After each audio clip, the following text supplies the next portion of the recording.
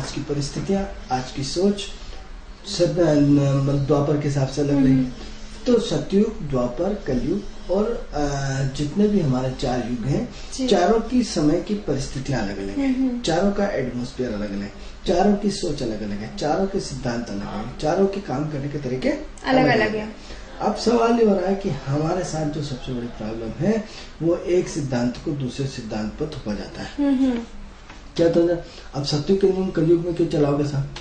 कलयुग का नाम ही जब कलयुग दिया गया है, कलयुग मतलब बुरे काम। अब बुरे काम मतलब जितना बुरा काम होगा, आप ये देखो कि जिस व्यक्ति को जितनी नेगेटिव दोगे उतना वो पॉजिटिव देगा, जिसको पॉजिटिव फेंकोगे उतना नेगेटिव फेंकेगा। एक्शन का रिएक्शन। हम क्या करते हैं, सबसे ज्यादा सिद्धांतों की बात करते हैं। तो आप देखो कि जितना धर्म कर्म इस कलयुग में होता है, मैं नहीं मानता कि इतना धर्म कर्म शायद सतयुग में रहा होगा, क्योंकि आज जितना जिस बड़े स्तर पे आज धर्म कर्म व्यापार या अच्छी कंडीशन या अच्छे वो सोच या अच्छी लग्जरियस लाइफ आज व्यक्ति को मिलती है, शायद उस समय नहीं मिलती थी। उस समय आप बता दीजिए सतयुग में कहाँ हर व्यक्ति 10 लाख की गाड़ी में घूमता था। आप बता दीजिए सतयुग में कि कहाँ हर व्यक्ति के पास मोबाइल होता था। उस युग में सबके पास सोने के आभूषण तो हुआ करते थे। आज भी सबके पास सोने के, हिंदू धर्म का कल्चर इसलिए कि घर घर में व्यक्ति 2 रुपए बचा करके सोना, हर घर में ऐसा कोई सा घर नहीं है जिसमें छोटे से छोटे गरीब आदमी के पास भी सोना मिलेगा। तो सवाल ये हो रहा है कि जो सतयुग की अवस्थाओं में आप देखो कौन से व्यक्ति के पास मोबाइल होते थे, कौन से पास व्यक्ति के पास लग्जरियस घर होते थे, लग्जरियस अवस्था होती थी, इंटरनेट होता था। आज तो बैठे बैठे आप संजय की तरह आप बैठे बैठे अमेरिका में बैठे बैठे बात कर सकते हैं। उस समय तो पर्टिकुलर 1-2 व्यक्ति हैं जिनके पास पावर होता था, वही व्यक्ति बात कर सकते थे। यहाँ तो हर व्यक्ति बात कर रहा है। आप अमेरिका, ब्रिटेन, जापान या जिस कोने पे आप जाए भ्रमण कर सकते हैं, घूम सकते हैं, सब कुछ हो सकते हैं। अब सवाल ये कि राक्षस की गति की तरह तेज गति से जाता तो तेज, आप एरोप्लेन में तेज गति से जाइए, तेज गति से। सिद्धांत बदल गए, समय बदल गया, परिस्थितियां बदल गई। अब उस समय इतनी जनसंख्या नहीं होती थी, आज आपकी जनसंख्या इतनी ज्यादा है कि आज आपको नियम कानून कायदे बदलना पड़ेंगे, आज की परिस्थितियां आपको बदलना पड़ेंगी। अब सवाल ये होगी नेगेटिव ऊर्जा पॉजिटिव में आ जाती, पॉजिटिव ऊर्जा नेगेटिव में आ जाती है। अब नेगेटिव ऊर्जा पॉजिटिव को सोर्स करती है, पॉजिटिव ऊर्जा नेगेटिव ऊर्जा को सोर्स करती है। तो अब एक दूसरे को दबाने के चक्कर में हम पूरा जीवन निकाल देते हैं। अब बट सवाल ये हो रहा है कि सिद्धांत ने तो ये कह दिया। आप ये देखिए कि यदि जिसके ग्रह ही राहु के समान है, अब आज सारी की सारी संस्कृति किससे प्रभावित है? राहु से प्रभावित है। अब हर व्यक्ति क्या है, जो आपने पेड़ पौधे काट दिए, आपने जंगल काट दिए, आपने जो खतरनाक जीव जंतु थे वो सबको निपटा डाला, आपने शेर, चीते और डायनासोर जैसे सारे प्राणियों को निपटा दिया। अब जब ऐसे और सारे जीव जंतु हैं जिसमें हम उनका नाम हमें नहीं मालूम, जैसे अजगर, जैसे सांप दुर्लभ हो गए, ऐसे बहुत सारी चीजें हैं। तब वो क्या होगा, कन्वर्ट सब मनुष्य में होगा, कन्वर्ट सब जाति का, जैसे डीएनए का कन्वर्ट होकर के आप देखिए कि क्लोन बना रहा है, सब कुछ बना रहा है। तो इसका मतलब इसका कन्वर्ट होता है, कन्वर्ट की एक जाति का दूसरी जाति में विलय होना। तो क्या हो रहा है कि जब आपने उन सब जीव जंतुओं को खत्म कर दिया, तो खत्म करने से क्या हुआ कि आपकी जो है वो सब इंसानों के रूप में, हिंसक रूप में उन्होंने जन्म लेना शुरू कर दिया। अब हिंसक लगेगा तो उसको काय को डर लगेगा, उसकी तो ये सारी चीजें, जंगल, खाई, पहाड़, शमशान और इन सब चीजों में उसको रहने की आदत है। तो उसके ऊपर असर होने वाला क्या है? वो तो उसकी तो आदत ही उसी का डीएनए वो उस जाति से, उस एटमॉस्फेयर से, उस माहौल से निकला हुआ प्राणी है। क्योंकि वो तो जंगल में विचरण करने वाला था, सुनसान जगह में विचरण करने वाला था, मस्त लाइफ में विचरण, तो उसे डर क्यों लगने लगा? अब ये हम छोटी सी क्या की हमारी सिर्फ 2 आंखें जो देखती है हम वो देखते हैं, लेकिन सूक्ष्म जगत में क्या हो रहा है इसका तो आभास आपको नहीं है ना। एग्जाम्पल के लिए कि आज से 100 साल पहले यहाँ क्या स्थिति रही होगी, या 50 साल पहले भोपाल को, जिस आप भोपाल में आने के लिए रात भर घूमते हैं, कोलार और आना कॉलोनी में, इसमें डर लगता था। आज ये सारी कॉलोनी रात भर घूमते रही, आपको डर नहीं लगता। तो देश काल वातावरण परिस्थिति के हिसाब से सारा का सारा एटमॉस्फेयर चेंज होता जा रहा है। अब ऐसी कंडीशन में नियम कानून कायदे बंद हो गए कि नहीं साहब व्यक्ति आप यही खरीदो। अब एक व्यक्ति के पास पैसा नहीं है, जंगल में उसको यदि 10,000 रुपए मकान मिल रहा है और 10 करोड़ में उसकी भोपाल की औकात नहीं कि वो 10 लाख रुपए या 50 लाख रुपए कभी इकट्ठे कर पाएगा, तो उसकी आज की तारीख में मजबूरी हो गई कि एक मकान तो हो जी, तो उसे जंगल में लेना पड़ेगा। चाहे सुनसान जगह हो, चाहे गलत एरिया में हो, चाहे सही एरिया में, कम से कम वो एक छत के नीचे सुखी होके तो बैठे।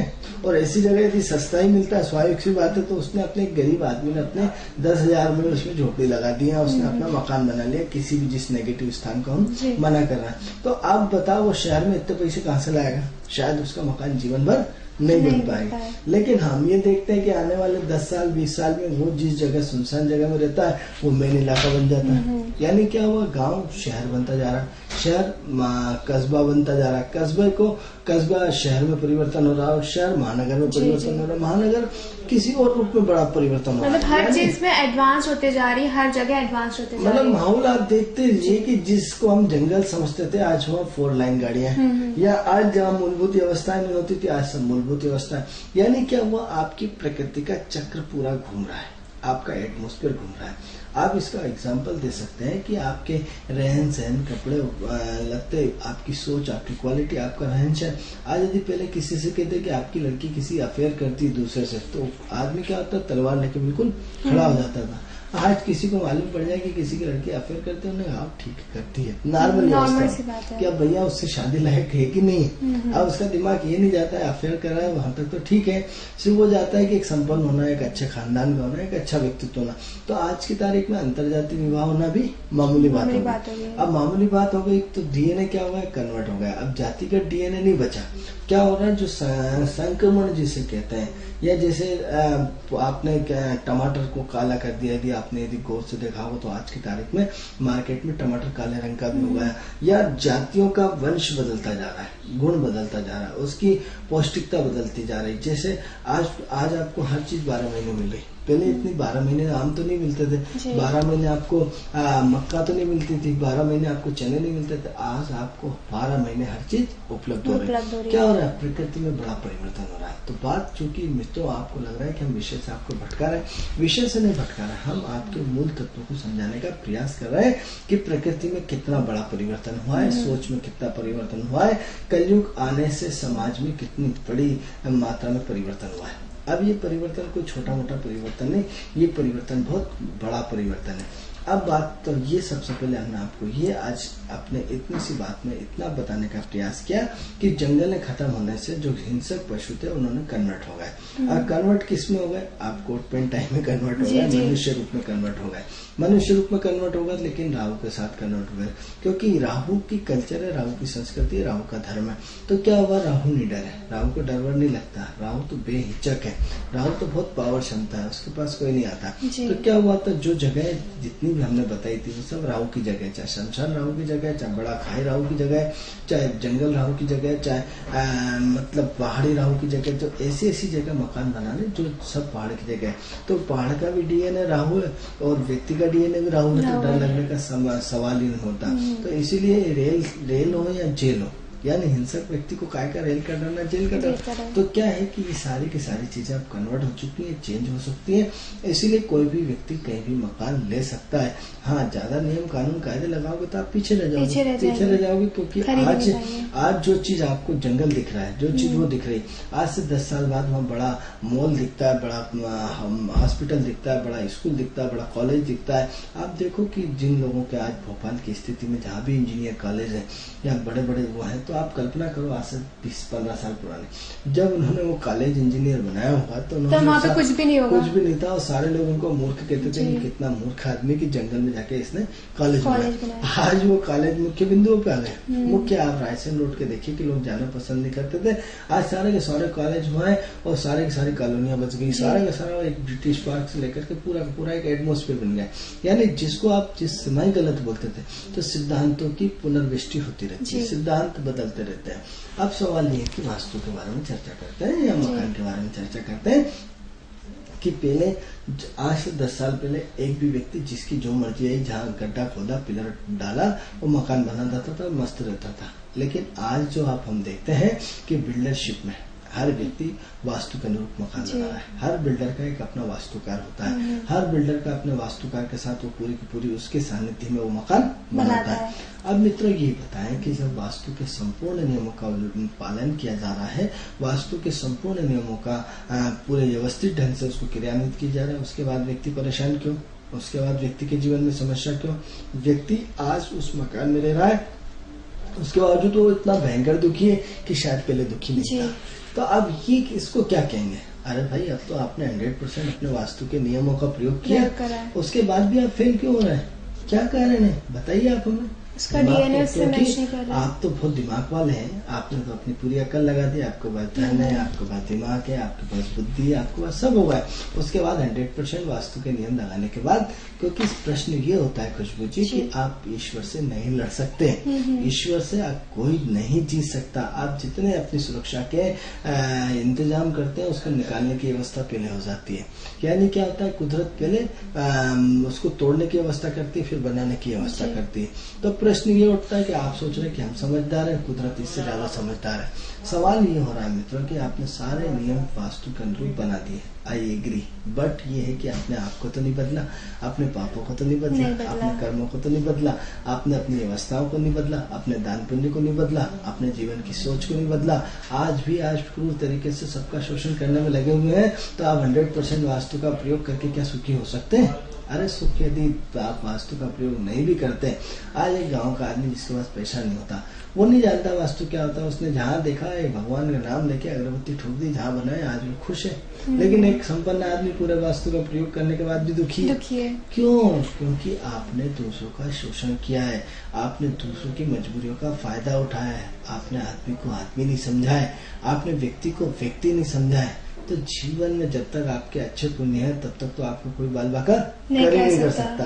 लेकिन जिस दिन आपकी नेगेटिव दशा आई, जिस दिन आपका प्रारब्ध का संचित पुण्य खत्म हो गया, उस दिन 12 बजना ये सुनिश्चित है। उस समय कोई वास्तु का नियम लागू नहीं होता। मित्रों, हमें ज्योतिष में काफी लंबे समय से काम कर रहे हैं, हमने ये अपने जीवन में पाया कि बुरे वक्त में कोई उपाय काम नहीं करता। सिर्फ आपके साथ आपके अच्छे और बुरे कर्म होते हैं, आपका पुण्य होता है, आपके टोटल आपके बड़ों का आशीर्वाद होता है, जिसके सहारे आप सिर्फ उस वक्त को निकालते हैं। बुरे वक्त में आप जितने उपाय करेंगे उतने परेशान होंगे, लेकिन अच्छे वक्त में यदि थोड़ी सी भभूत भी यदि आपको दे दी जाए तो वो बिल्कुल सोने की तरह काम करना शुरू हो जाती है।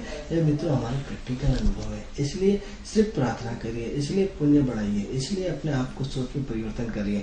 यदि आप अपने वास्तु को जागृत करना चाहते हैं तो सबसे पहले वहाँ एक भूमि का जागरण करिए। भूमि का जागरण कैसे करेंगे?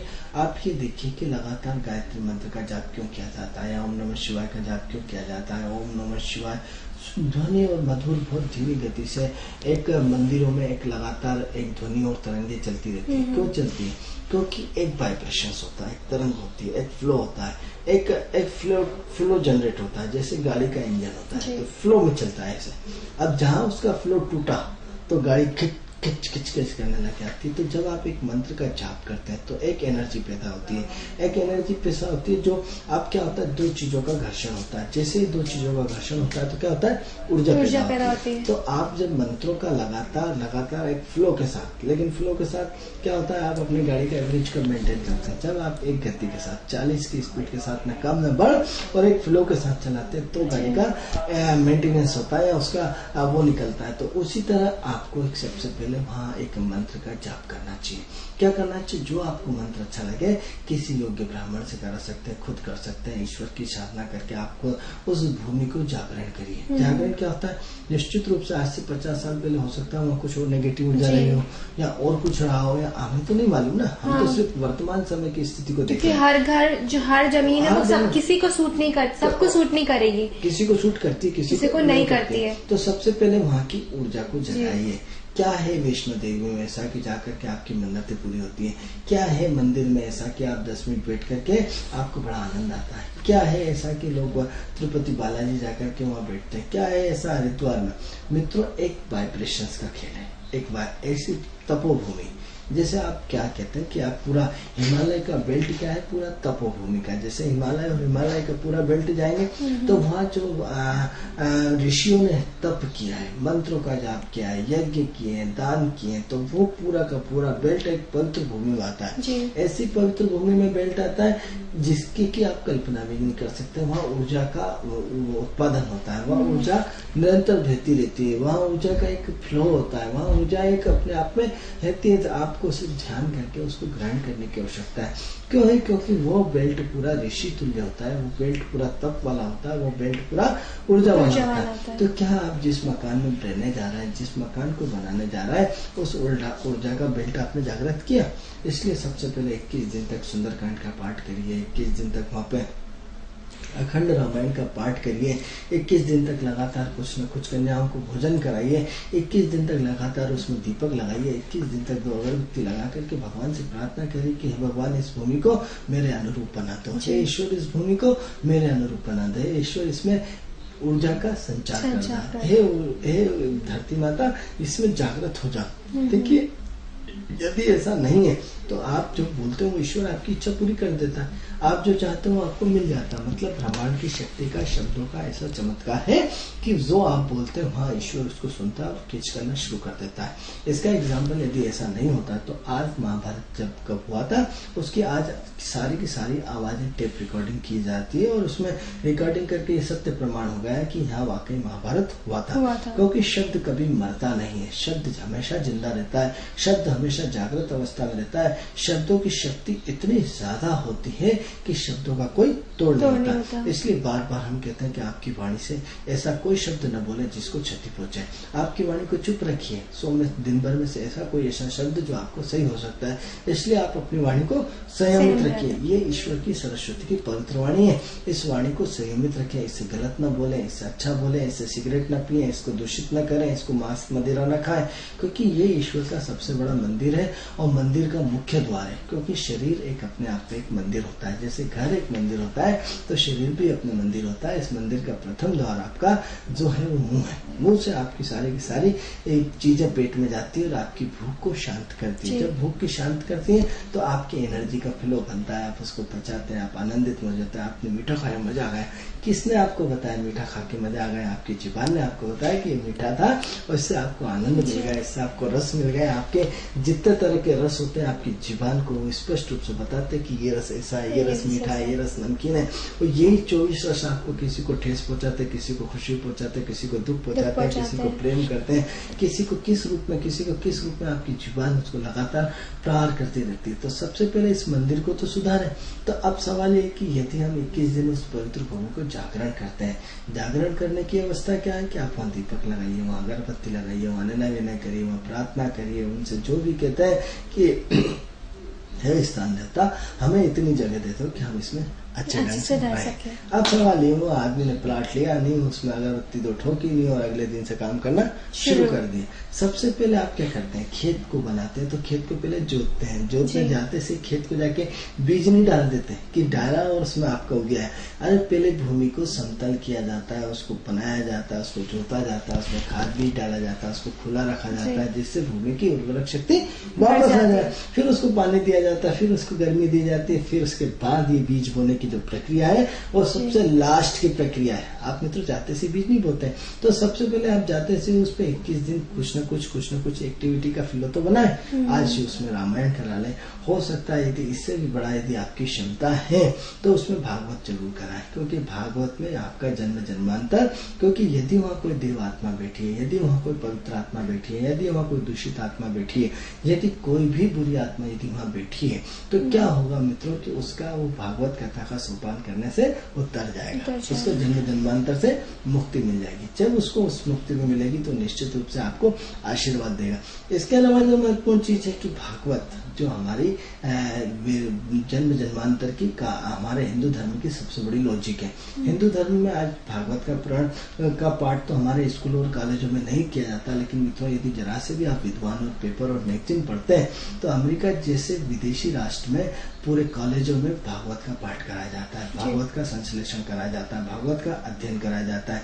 ऐसी भागवत जिसमें हमारा जीवन बदल जाता है। हम जो हमारे योग था, योगा अमेरिका गया, बाहर गया, वहां से योग बन के आया, आज हम करने लगे तो वापस हमारी भागवत जिसे हम पवित्र ग्रंथ मानते हैं। दुर्भाग्य इस देश का सबसे बड़ा है कि हमारी सरकार सोई हुई है, हमारा राष्ट्र सोया हुआ है। हमारे इतने पवित्र ग्रंथ होने के बाद हम अपने ग्रंथों को समझ नहीं पा रहे हैं, सरकार का संरक्षण नहीं मिल पा रहा है, या बड़े व्यक्तियों का संरक्षण नहीं कर आनंद जी, पा यहाँ पे मैं आपको रोकना चाहूंगी जी। कि हम बात कर रहे थे कि कौन से जो ग्रह हैं, मतलब कि आपने कहा था अग्नि तत्व के ग्रह को, जी। अग्नि तत्व की जो राशि होती है वो अग्नि वही तत्व। आ रहा हूँ भूमिका जी। बना करके। तो सवाल ये हो रहा है कि उस भागवत का, इसका जमीन का इससे बहुत बड़ा खुशबू संबंध होता है, हम उसी तत्व पे आ रहे हैं। क्योंकि जो भागवत है वो पूरे जीवन की जान होती है। जी। क्योंकि यदि भागवत का समावेश हो जाए, क्योंकि उसमें ऊर्जा, यदि वायु तत्व भी क्या करेगा, यदि नेगेटिव ऊर्जा ऑलरेडी वहाँ समाहित है तो कर क्या लोगे, उसमें परिवर्तन क्या कर लोगे, तत्व क्या कर लेंगे।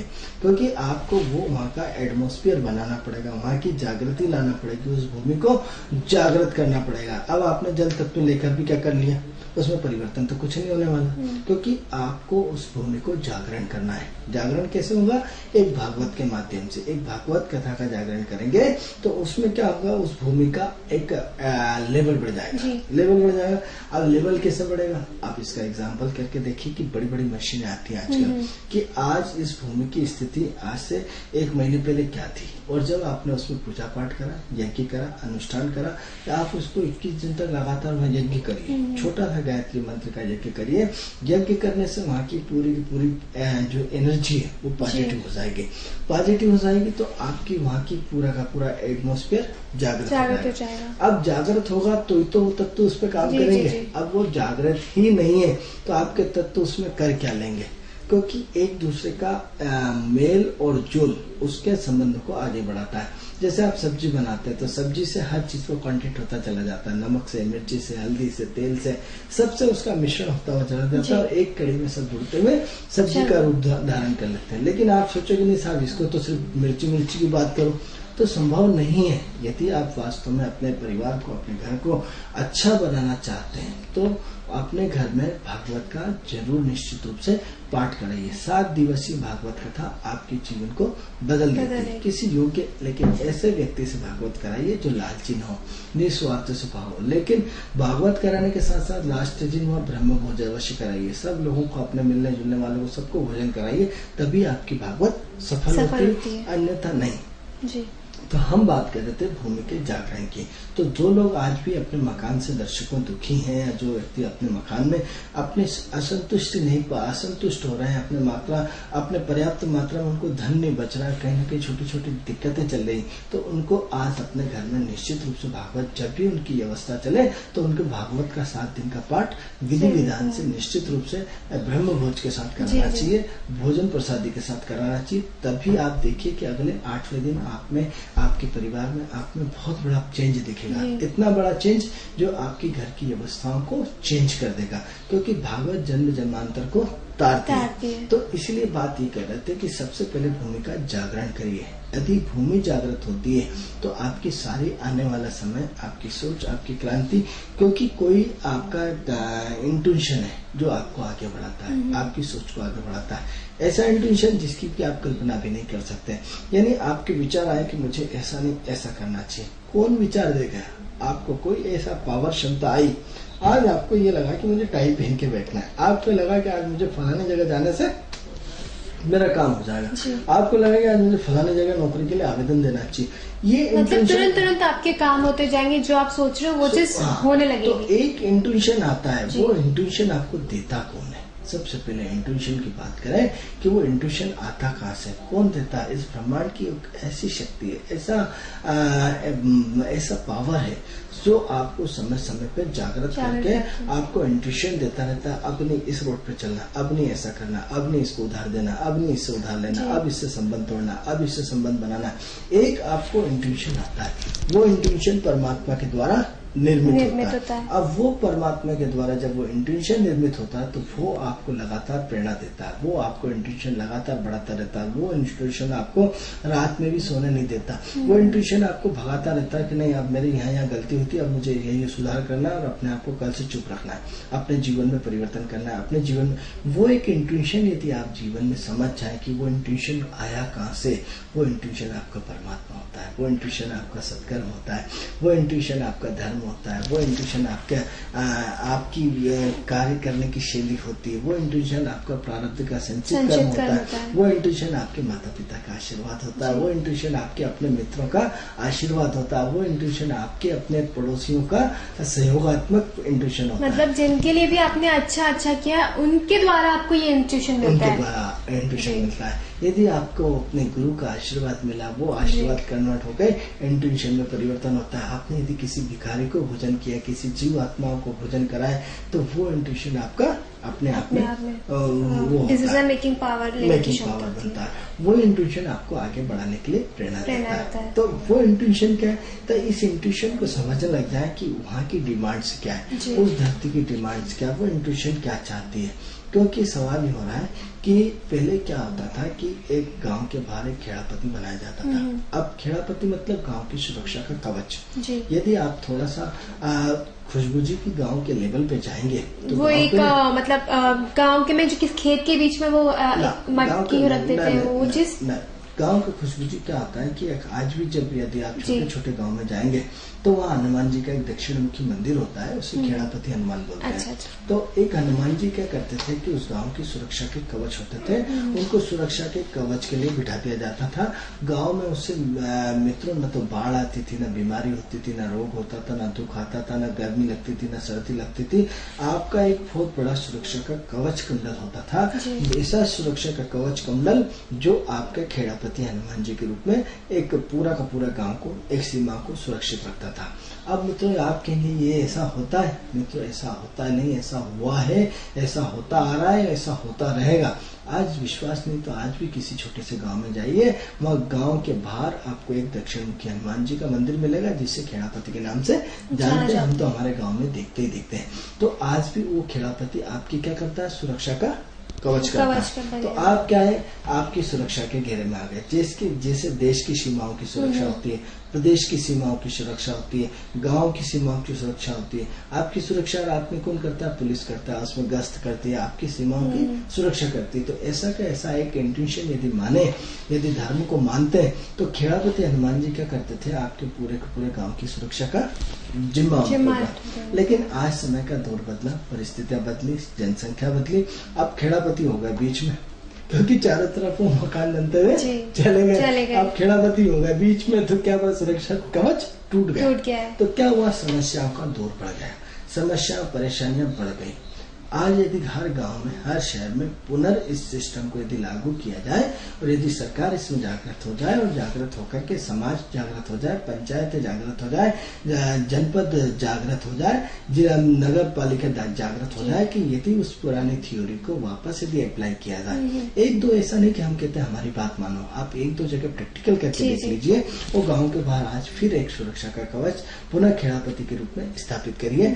आप देखेंगे कि वापस उस गाँव में कोई बीमारी नहीं होगी, कोई समस्या खड़ी नहीं होगी, कोई गलत आदमी नहीं होगा, कोई पुरानी मतलब चोरी डकैती नहीं होगी, कोई पूरा का पूरा एक सुरक्षा का बड़ा इंतजाम मात्र एक मंदिर छोटा सा खेड़ापति के बनाने से, लेकिन उसको सिस्टमेटिक और मंत्रोच्चारण के साथ करने से आपको इतना बड़ा रिजल्ट मिलेगा। कहाँ आपकी पुलिस इतनी काम करेगी, कहाँ से इतनी पुलिस लाओगे, किस किस का हृदयवाच करोगे, किस किस चोर को आप रोकोगे, कितनी बलात्कार की घटनाओं को रोकोगे, कितना चोरी और डकैती को रोकोगे। आपका सिर्फ एक तरह का खेड़ापति हनुमान जी का मंदिर अपने आप में एक बड़ा सुरक्षा कवच दे रहा है। लेकिन आज उस सुरक्षा को हम अपने हाथों से जोड़ चुके हैं। अब ये अलग चीज है कि परिस्थितियां और मजबूरियों ने हमें उस एटमॉस्फेयर में, मजबूरी हो गई मकान बनाना है, मजबूरी हो गई कि जमीन का उदौर बढ़ना, ठीक है, जो हो चुका सो हो चुका, लेकिन हम अपने पुनर्नियमों का पालन हमें करना होगा।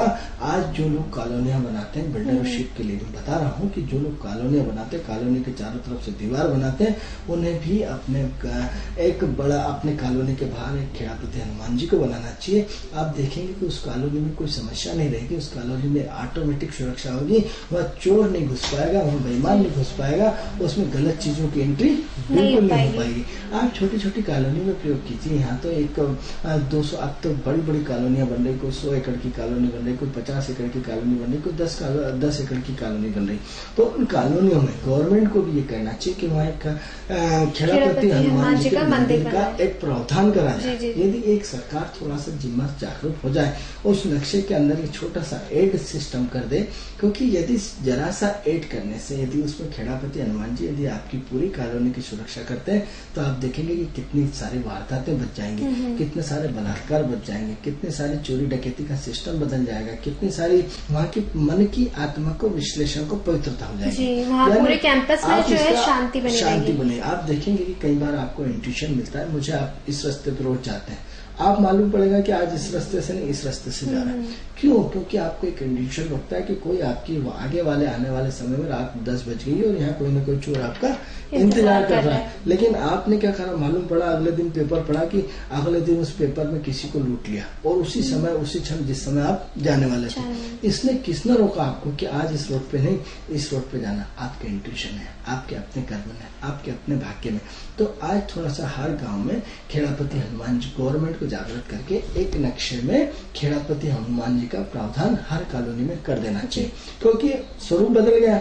अब जो है वो गांव शहरों में तब्दील हो गए, तो शहर क्या हो रहा है, कॉलोनियों में तब्दील हो रहा है। कॉलोनियां भी छोटी मोटी नहीं बन रही। अब मान लो 10 एकड़ की कॉलोनी में कम से कम 500,000 मकान, तो 500,000 मकान के लिए यदि आपने खेड़ापति उनके जस्ट गेट के बाहर जहाँ चौकीदार रहता है उसके बाहर यदि खेड़ापति हनुमान जी का मंदिर बना दिया, तो उसका आपने क्या करा, उसकी एक पूरी सुरक्षा कवच की लाइन खींच दी। तो आप देखेंगे कि वहाँ पूरे लोग बिंदास रहेंगे, आत्मीयता से रहेंगे, गलत विचार नहीं आएंगे, गलत कुछ नहीं होगा।